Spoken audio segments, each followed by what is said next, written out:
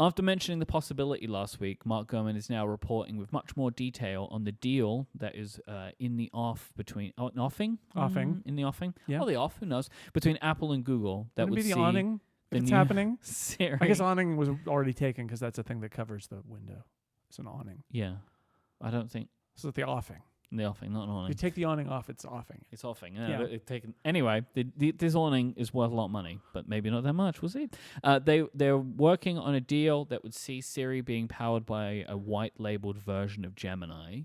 Mark is saying that Apple is set to pay Google $1 billion a year for access to a 1.2 trillion parameter model that they will use on private cloud compute. Apple's current private cloud compute model of their own has 150 billion parameters. So a 1.2 trillion model. It's more. That is a lot more. It's more. And I asked Federico to explain this to me like I was 5 years old. I'm connected. And the way that I kind of took away from him is it's the size of a memory. It's like if you imagine a brain, and a brain could keep information in it. If you had 150 billion pieces of information, it's a lot of information. But if you were able to remember 1.2 trillion pieces of information, it's a lot more information. A lot more. And he talked about, Unconnected last week, the idea that it's probably a mixture of experts model, which is the idea that you can have all of these parameters because you've got kind of like a top level router in your brain that says, what do I need to know? What category, and then it activates another part of the model because there's not enough memory to keep all of it active, and it's not necessary. And that I likened to like when you go to a library and you look for what are they called, little cards? Yeah, card catalog. Is a card catalog. Yeah. It's kind of find out where it is, and then you go there and you go search through all of book. that stuff. Yeah. So, but all this happens incredibly quickly. But you can see just in numbers terms, that seems like a big jump, right? For $1 billion. Yeah. So last week on the show, we had the rumor of, Apple went with Google for financial reasons. Right. And I was like, I don't know if that's the right decision. Like, they thought that Anthropic's model was more capable. I get it now. Yeah. Because $1 billion is nothing. And I cannot imagine that Anthropic were anywhere near that number. Yeah, Google, they were probably in the hundreds of billions, tens of billions of dollars. Well, yeah, they want money. It's more important to Anthropic. And Google is playing a different game. Yeah. And it's bigger picture. Yeah. And they have an existing billions of dollars a year relationship with Apple that this just gets added to. Probably, Google looks at this and says, sure, that's an engineering project that's interesting to build it for private cloud compute instead and to white label it. Like, sure, we'll do that. In a way that Anthropic would have been like, I don't know, you're going to have to make it worth our while. Yeah. It'll be $5 billion a year or whatever. And Apple says, to these companies, to specific companies that already have so many arrangements, money flowing backwards and forwards. Yep. $1 billion is actually nothing, right? Like, it's nothing. Both of these companies had like a $100 billion quarter last quarter. Like, indeed. And there's a transfer of $20 billion. This is nothing. Just for the search deal. I was thinking, why? And I was wondering, this is just pure pontificating. Okay. Is $1 billion a big enough number that this doesn't look anti-competitive?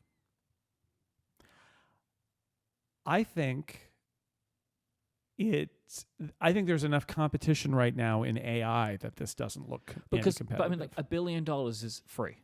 Yeah. For these companies, that is free.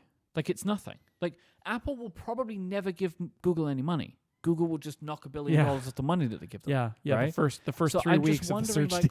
What is the point of them even exchanging money on this? And I'm wondering if it is a legal reason.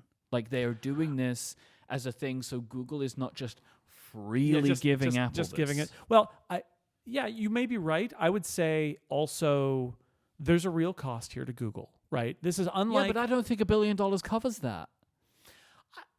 Well, I mean, leaving aside everything else, I think there's a cost just in engineering of how do we generate a version of this that's white labeled, that's not Gemini, and that is compiled to run on Apple servers. And that's a project that has employees on it.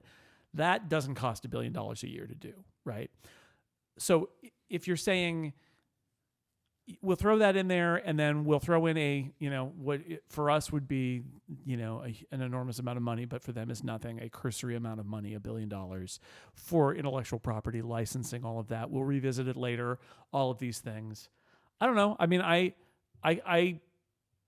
it's an interesting idea. I think Google loves this. I guess this would be anti-competitive. I think Google loves the idea that the assistant on all smartphones is essentially powered by its technology. But Apple's viewing this as a white label because Apple wants the ability, and this is what would be competitive, is Apple is viewing this as the ability to swap it out for another model, whether it's theirs or someone else's, anytime. And Google doesn't keep any kind of like purchase in the OS with this because it's not, where'd my Google go? Because it was never Google, it's just Siri. Yeah, so Google, like, that's just ego for Google because they can't talk about it, is the expectation from the deal, right? That, like, maybe the industry knows and that's enough. Right. But Mark is saying that it is likely that the deal will include it's not going to say Siri powered by Gemini, and Google won't be able to go out and say we power Siri. Right. And yes, in theory, Apple is able to swap the model out, right?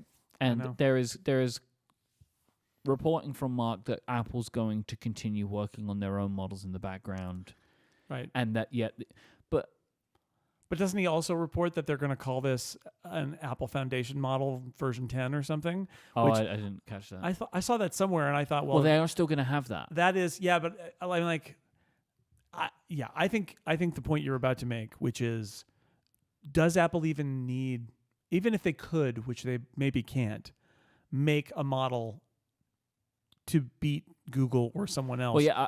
Do they even need to? They don't need to. But the point you was making about they could swap it out, I just don't think technically they may be able to. I just wonder at a certain point if you actually kind of can't, or you're gonna make it's gonna work weird. It's gonna go wrong.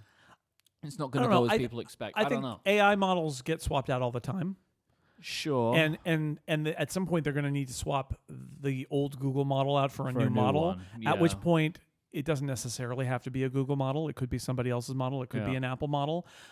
I'm kind of a believer that these AI models are going to be pretty commoditized. I think they are. In a lot of places they are already. And so Apple, what this comes down to, and it's a big picture kind of topic maybe for another day, but what it comes down to is, what does Apple need to make? And does Apple need to make this? We proceeded under the assumption, I think Apple has proceeded under the assumption that Apple needs to make its own LLM on its products. Yeah. I don't know if they do. They certainly, and I hope for their sake that they don't, because they seem to not be able to. Yes. And my expectation is this deal actually makes it even harder for them to do so. Because if Apple have, and I'm sure they do, but like reporting would suggest that every star has moved to Meta. A dwindling number of people are working on Apple's foundation models, and if you're working on Apple's foundation models and Apple has decided they're just going to use Google's, why would you not go work at Google? Why would you go somewhere else? Yeah, go to Google, Facebook, or Anthropic. Anywhere. Because but Apple. It doesn't feel like they're prioritizing your efforts. And I think Apple's endgame here is one of two things. Either the commodification of this means that it doesn't matter where they get it, and it's all coming from the same thing. And because keep in mind, it's not really a ticking clock on Google. Apple and Google have had the search deal forever, and they want it to go on forever. Apple and Google could have enemies anymore. An LLM deal, and that could go on forever. I think the only way this ends in a way where Apple is now building its own models is if either Apple is so against the wall that they need to spend $10 billion buying someone in 5 years, or I'm buying. Sorry, yeah, and buying some other company, or there's the bubble bursts. They wait, and Apple scoops somebody up on the cheap who has a bunch of engineers who are working on cutting edge models, and the model and all the IP, and all the IP, and they just sort of scoop it in. I was thinking somebody mentioned Mistral, which because Federico mentioned it because they use that's the French company, and they have an expert model like that, and I thought I find that intriguing, and some people have linked to Apple and Mistral in the past. And what I thought is, well, what I like about that is you're not hiring Silicon Valley engineers at that point. You're hiring European engineers, and they might be harder to steal, and they might be in a different environment and not know all the same people. But I think the most likely scenario, is that Apple will just use these companies until a bubble bursts. If I'm Tim Cook at this point in 2025, that's the route that I take. Of like, we got to give up. Yep. This is not working for us. We can't do this. We've got a good partner. For whatever reason, we can't do this. We've got a good partner. We have multiple good partners. Yes. Because OpenAI is a good partner to them. Sure. It's powering a lot of their stuff. Yeah. Very telling that OpenAI isn't doing this. Right. They obviously have a very good relationship because Yeah. over the 2 years, that got deeper and deeper. I think the AI startups don't want to make this they deal don't want to be commoditized. because they don't want to be commoditized. No. They don't want to be They want white to be brands of labeled. their own. They want to build their own products. Google don't care. Google does not care. Google does not care. All Google needs is for ChatGPT to go away. That's all they need. Whatever it takes. Like, for Google, it's terrible if Anthropic or OpenAI get this deal with Apple. Like, it's just not good. They don't want this. Weirdly, at the same time that Gemini is not in iOS. That still hasn't happened. That I can't use Gemini. Although I still wonder if some of that was they were waiting for a lot of legal things to blow over. Possibly. But I'm still expecting that to happen, and it has yet to happen. I think it would be a benefit for Apple Yes. if they could just say, like they did in Xcode, Choose. log in, here's our interface. They hand the API to all the AI companies and they say, we're going to let our users choose what they want to use as an add-on, and it'll be integrated at the system level, and it'll be whatever. So like if I've got Claude, I'll use Claude. If I've got ChatGPT, I'll use that. Yeah, I mean, I think that in the end, you probably want to do that as from a user's perspective. Like everybody's got their favorite. If you've got a favorite, if you're paying for one of these, you'd like to be able to integrate that into your computer. All your search history's there, and the searches that you make are saved in your account. But if I'm Tim Cook now, you kind of got to give up trying to do your own thing. Give up. It isn't working for you, and you are, I think, understandably unwilling to pay what Meta is paying because Meta is being silly. They're being very silly, right? Like, and also you do not need to pay individuals $1 billion to work for you. That's silly. Meta is being a little silly. They are acting as if this is an existential crisis, but I sometimes feel like that's the only way Meta does anything, right? That's true. Remember when the metaverse was an existential crisis and they needed to spend all the money possible for the company. For the metaverse? I think it's a little bit like that. Well, because I think these are to Zuckerberg, right? Yeah. Because and he thinks mobile like that. was an existential crisis. It was one that he missed, and it was a big problem for him. He hates it. He never wants that to happen again. And so he treats them all like this, and also because he has utter control over the company, which is very rare. Like Zuckerberg has more control over Meta than Tim Cook does over Apple because of the way that the shares are allocated. Sure. No one can tell him what to do, essentially. Right. But anyway, if I'm Tim, I wait now. Yep. Because you're not going to be able to produce something that is competitive in a time frame that you're happy with. And you don't it's just need not to. going to happen. And you don't need to. Now that you've accepted, everyone will work with you. Right, now that you've accepted that your stuff can't get there. Yeah. Which is very freeing, and I think that's behind the whole Rockwell and Federighi being put in charge of this stuff instead of John Gianandrea. I think in the end, that's going to be what the net result is, is you admit that it's not going to come from Apple. You've got good partners who will make a product. Because remember, people like Federighi and Rockwell are focused on the end product that ships to customers. That's what they do. It's all seen through the lens of what are we going to ship to customers, not what are we going to build internally, but what are we going to ship to customers. And the moment that they're satisfied that they can integrate with a third-party LLM running on their private systems that generates a level of utility for the users that's good, it's over. Like that allows them to give up on building it themselves for now. Yeah. And so like the way I love this because here it's like the Tim Cook sheet from Myke is step 1, give up. Step 2, find a partner. Step 3, wait it out. Just wait because step 4, profit. All the while, every step is profit for Apple, by the way. Yeah. Always. I'm not making a statement here. But I'm already tired of people talking about the bubble bursting. I'm tired of this conversation already because it is just being taken as a given and everyone just keeps saying it over and over and over again. I don't know what's going to happen. And anybody that tells you to know what's going to happen is wrong, right? Because nobody knows what's going to happen. It is, I think, abundantly clear that it will not continue on the trajectory that it is on.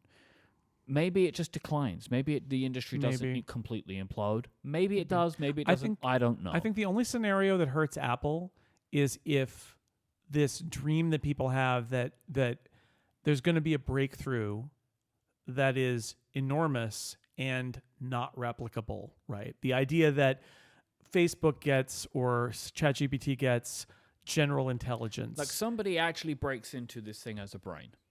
And then what? But this is the thing.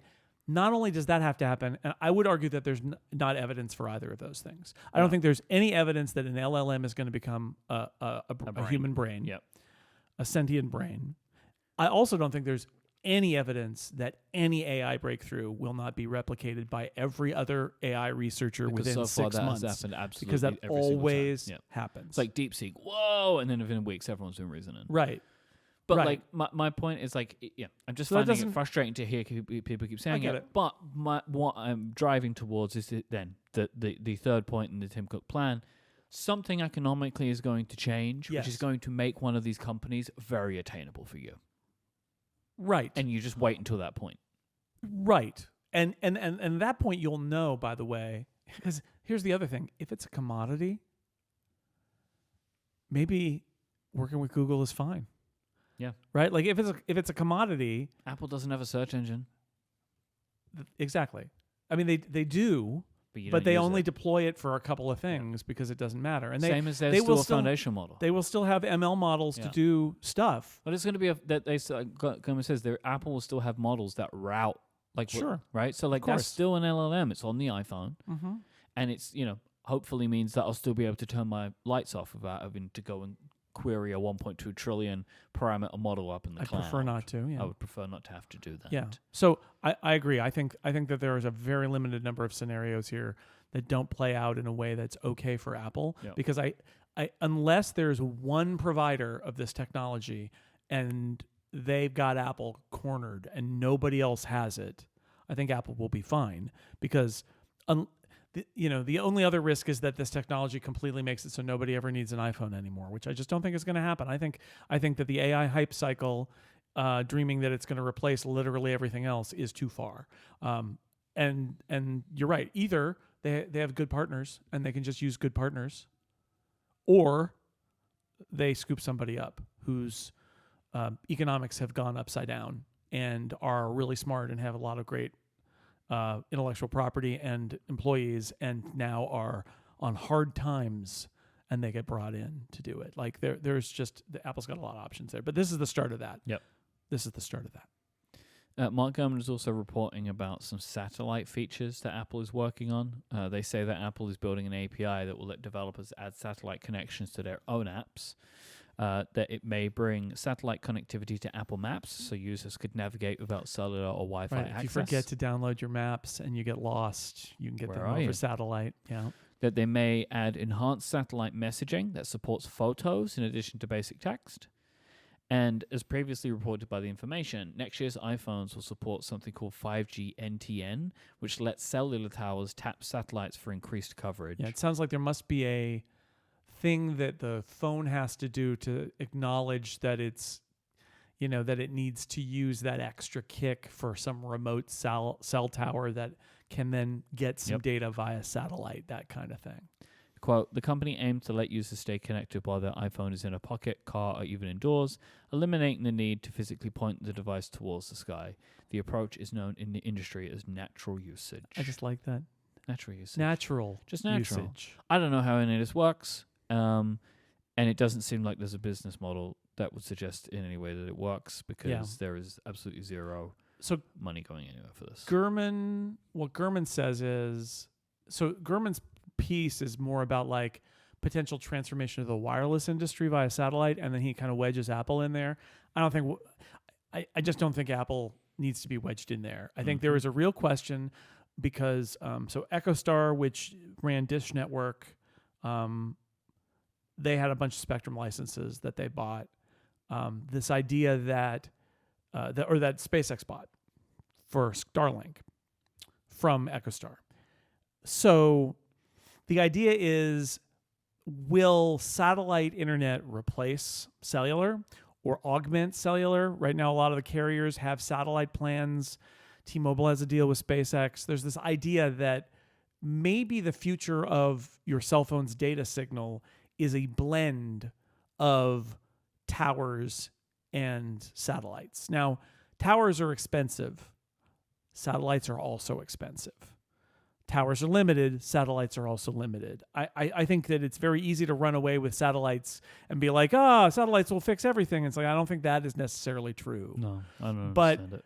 But the idea that you can augment all of those coverage gaps and maybe even some of your low with this NTN stuff, your low coverage areas where data can't get there easily with satellite is an interesting idea. Yep. How does that change the economics of the cell carriers? How much are they cutting in, SpaceX for that or other companies that have satellite constellations? I think it's all out there. I'm not sure. It feels to me, again, this is very Apple, very Tim Cook Apple. Feels to me like Apple's like, you know what? We're going to experiment with some really nice basic features, and then we're going to kind of let the rest of it play out. And I think that's okay. But they are experimenting with some nice basic extensions, like they added texting, right? That was new. The idea that you could download a map of your location when you're lost and not on a signal, that's nice. An API, which would obviously be like, you have to use that API, you've got to have very limited data, and you've got to warn the user, and there's a whole bunch of stuff, but that would let a third party have access to the satellite. This is all fine. And then if in the meantime, if it turns out in 5 years, your cell plan just comes with full-on satellite whatever, okay. Right. Sure. Myke is also reporting that Fitness Plus is looking a little shaky. So, quote, the $9.99 a month service suffers from high churn and offers little revenue upside, but has, quote, enough loyalty from its small fan base that it can't be shut down without a backlash. Oh, no. A backlash. There's a backlash from some very fit strong people. So you got to worry about that. Fit backlash. You don't want that. Muscle backlash. You do not want that. No. That's powerful. They could get you. They're going to Pilates you to death. Does anybody really pay just for this? I can't imagine. Like, my expectation is over 95% of the people using Fitness Plus have it as part of Apple One. Yeah. And that's actually my argument here, which is like, you don't, I don't, first off, I don't believe that the small fan base backlashing it being shut down would make Apple have any pause at all. Yeah. I do think it would be bad for the services narrative. It just look bad. Apple shuts down one of its services that generates revenue when it's saying, it's like, look how much money you're making. And Mark Gurman makes the point, like, it doesn't really cost that much. And they're just paying for the trainers. They've already built all the They built the infrastructure. studio. It doesn't really cost that much. Apple makes a lot of money. It's really not, it's just a drop in the bucket. My feeling is having more stuff that you stuff in the Apple One bag is valuable. And also a fitness service that you get for free is very aspirational. Yeah. It makes people feel good, not free. It's like, not oh, free, look but at this, it's included. Yeah, like, and it fits with the Apple Watch, and it fits with Apple's AirPods message. With their heart rate. Yeah. Like, and every time they have the Apple Watch, because the Apple Watch doesn't have too much to talk about, they can always talk about Fitness Plus as well. So it's a nice mixture. Again, maybe it's just the London air or something, but I'm going to get a little spiky here. Okay. Stabby. This feels like somebody at Apple who's cranky about fitness talked to Mark Gurman. Well, yes, because don't forget, there's been a reshuffle. Yeah. And the person who's in charge of Fitness Plus, Jay Blahnik, has been deprioritizing that reshuffle. There is allegations against Blahnik of misconduct. Yeah. Some of which Apple have refuted. But he also got somebody came. Dr. Sumble went in over him during all the reshuffle. Yeah. Right? So she's in charge of this whole group now. It appears from the outside like there has been a demotion of sorts. Yeah. Even though he still remains at the company. And fitness was his bailiwick. Fitness is his whole thing. I got a real vibe from this that like there's somebody inside Apple who talks to Mark Gurman who's like, what the heck is going on with Fitness Plus? It's a loser. They'd like to kill it, but we can't because everybody complain about it. It just sounds very catty kind of to me, this whole tone of this thing. And again, for me, I think it's interesting because what's being reported here is it's got not a lot of uptake and a lot of churn. I'm like, okay. Everything else we've just said, though, is like, yeah, you just got to keep it. Apple's not going out of business anytime soon. Services matter. Stuffing another service in the Apple One bundle, especially one that is aligned really well with so many other Apple products, I'm sorry. Like, it just makes sense for that product to exist, even if it's mostly just Apple One people who are using it. And yeah, if they need to make some changes to management to try to make it more popular, great. But like, it just fits so well that I can't see them giving up on it. But it is an interesting data point, regardless of how kind of like grumpy the source is here, that it is perceived, at least among some people inside Apple, that Fitness Plus has kind of lost its way and is not performing. Fair enough. But I'm maybe not surprised about that. I'm not surprised about it. Like, I mean, like I know people who use it, problem but with Apple News, I would believe you as well. Yes. You know what I mean? Myke, look, this might just there's be a problem at Apple News. No way. It's like, I don't use these services, so maybe that's the problem, right? Like, if you said there was this issue at Apple TV, I would be like, really? Yeah. It seems like they're firing all cylinders right now, right? Yeah. Like, Right. but there are these certain areas where it's like, well, yeah, I mean, at this point, these just feel like also rans. Like, these are services that if Apple didn't have the bundle and didn't have a services narrative, would not exist anymore. Right. They were like punts that they took But- and shut down. But they're perfectly, and as somebody who doesn't really, I only use Apple News Plus literally to read articles from places that I don't have a subscription, but they're in Apple News Plus. Yeah. That's it. That's all I use it for. But I do use it for that. And again, it's a benefit of my Apple One bundle. Yeah. And there is something to be said. These are the stocking stuffers, right? These are not the presents under the tree. These are is it too early for me to use this No, metaphor? I don't think so. These are, but the stocking stuffer, that's really what I mean. They add bulk. Yeah. They're not, if you want to say that it's like a side dish on the Thanksgiving plate. Whoa. Keeps going. We're now going backwards. It's like that, right? It's not going to provide the nutrition necessarily, but it's good to have it's good to have an array there. And I Your do think guests these would add. be mad if you just gave them the turkey. Yeah, and if it's something appropriately seasonal and it's aligned with the values of your Thanksgiving dinner, all the better. And that is what's going on with fitness. It's aligned to Apple's values, just like mashed potatoes. This episode is brought to you by ExpressVPN. True or false? Here's a game we're going to play. You got to shout it back at me. Not you. I want the listener to shout it back at me. Okay. Incognito mode makes you invisible on the internet. The answer is false.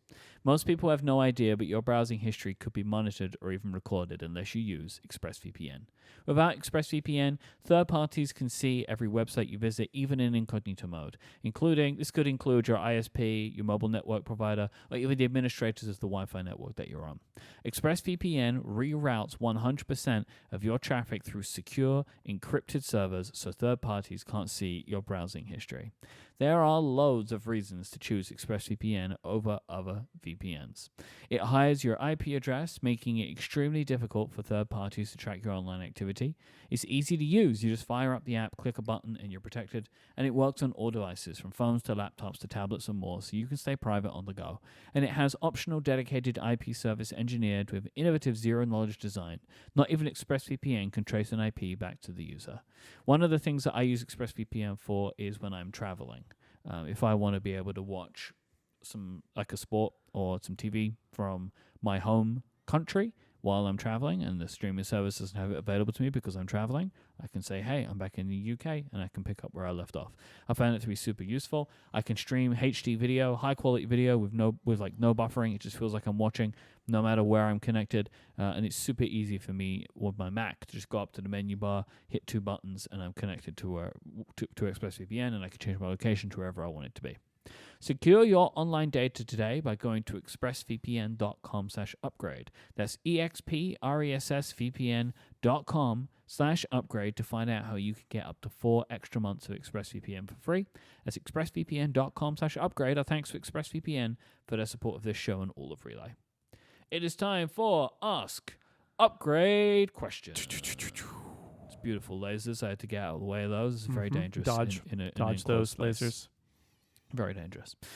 Matthias wants to know, I know it's not possible regularly, but I enjoy hearing the two of you in an in-person episode. Do you think that it's better, or does the physical presence make it difficult to do an audio podcast?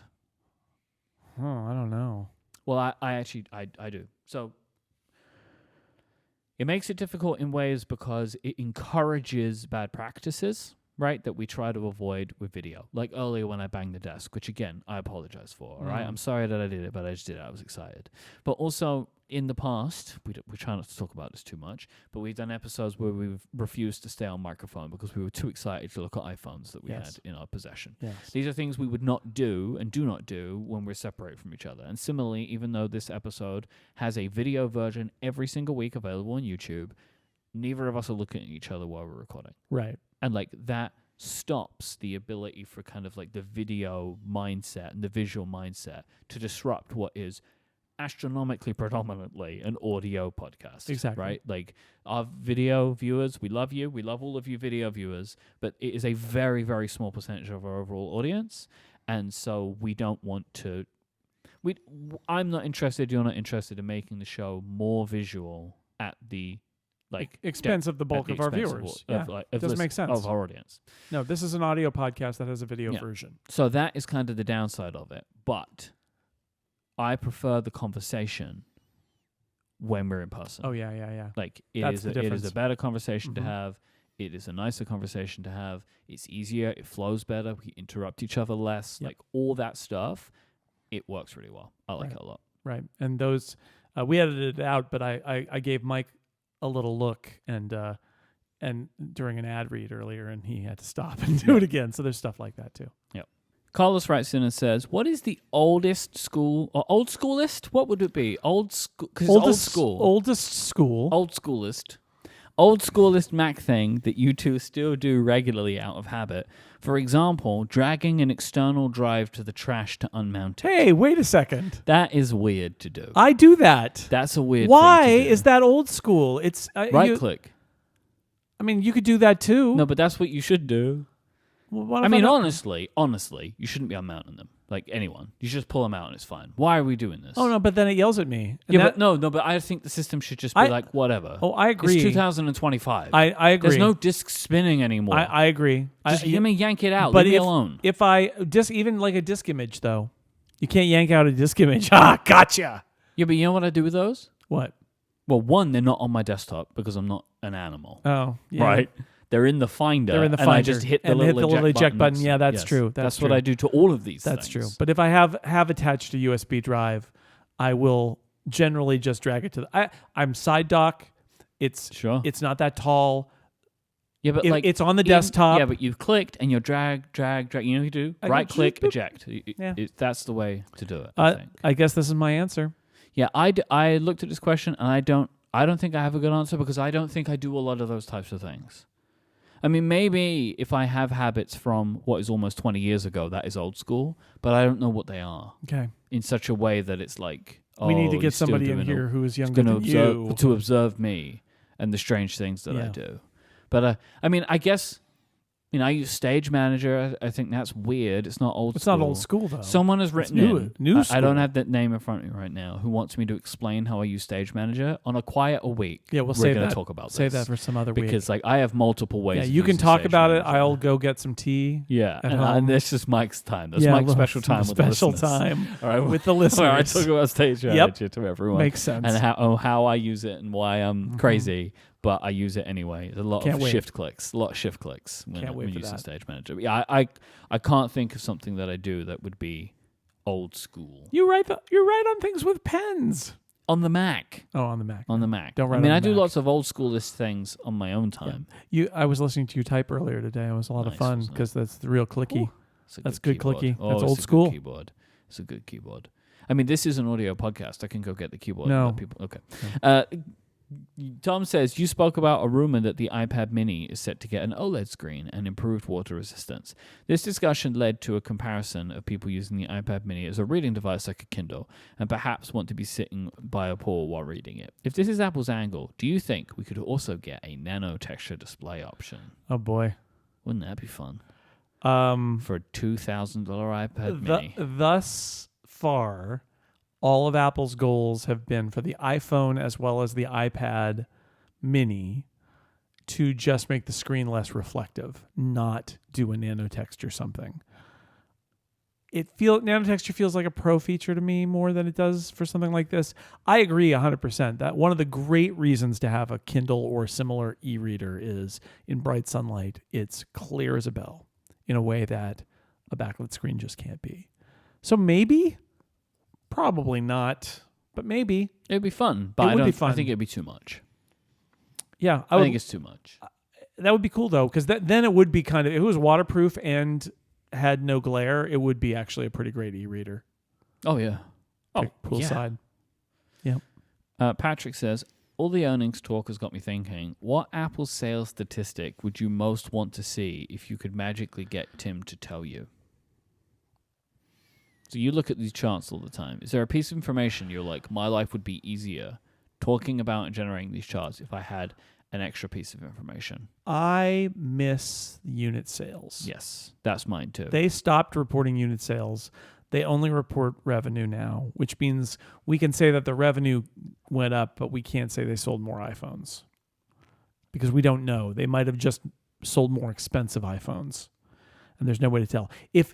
I think the spirit of this question is, I would love to see unit breakdowns of sales. I would love to see officially how many they sold of the different iPhone models, right. or of the different Mac models. We sold 20 million iPhones. But no, so I want to know, did you sell 10 million iPhone Pro, 5 million iPhone Air? I would love to see that. Now there are proxies for all of that stuff, right? Like we know a lot of app developers who can look at their stats and see who's using their app, and from that kind of glean what the sales figures are. But it's hard. It's not real. I would love to see.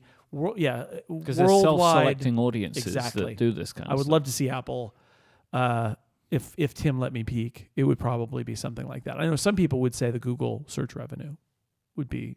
But we know that now. Yeah, but what is it? $20 billion. And is it going down? Is it going up? There's that one analyst who wanted to know that. I don't know. I mean, for me, it would be, I'd like some more granularity about what's going on. Maybe their ad sales business. Yeah. What's going on with that? But really, bottom line, it would be unit sales and breaking out per It's like, category. I would love to know, like, do you sell more iPads or Macs? Like, in number. Probably iPads. You know what I mean? Like things like that. And like, do you sell more iPad Pro than MacBook Pro? They used to stuff like that. They used to break out Mac sales by desktop and laptop. Yeah. And it's been so long now that I legit don't know whether that number is 90-10 or 80-20 or 75-25. Yeah, but it probably isn't. It's been so long that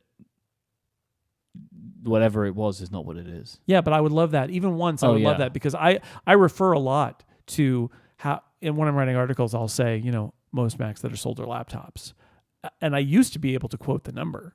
I used to be able to say 2/3 of Macs sold are laptops. Yeah. And then it was 3/4 of Macs sold are laptops. What is it now? I don't know. 75%, 80%, 90%. I just don't know. So that would be a fun, if I had one fact to get, it would be like, why don't you give me the last year Mac sales, desktop versus laptop, percentage-wise? That would be interesting. And Isaac wants to know, I'm curious what photo settings you're using on your iPhone. I've been shooting in ProRAW 48 megapixel for a while, but I'm not convinced it's worth the massive file size. I'll just say, Isaac, if you're asking that question, then no, you shouldn't be doing that. Yeah. Right? Like, because that particular setting, the ProRAW 48 megapixel, it's for a very specific type of customer. Yeah, I think if you're asking that question, you're not that customer. Unless you're shooting and then going into something like Lightroom and doing a bunch of edits. And even then, I'd only do it when I was shooting for the purpose of going into Lightroom. Otherwise, I would go back to they make a really nice binned version that is, 12 or 24 megapixels. That is high fine. Efficiency image capture. HEIC 24 container. megapixel. That is the standard, and that is what I use.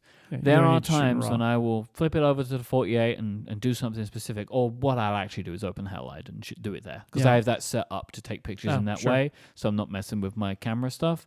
But no, I think if you're asking, just use the default that Apple recommends, because it is going to get you probably more reliable photos that you're going to be able to more easily use to do what you want with, even though you don't have the flexibility of RAW, but that's a lot of effort, I think. I wonder Yeah. if maybe your images might be worse. Like if you're just like taking a photo, No, I think maybe the Pro Raw they generate they've done all the color and all that kind of stuff. a standby one, but yeah, it's overkill for almost everybody. Yeah, I agree.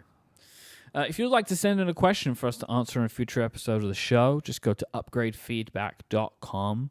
You can also send us in your follow-up and your feedback questions, all that kind of stuff.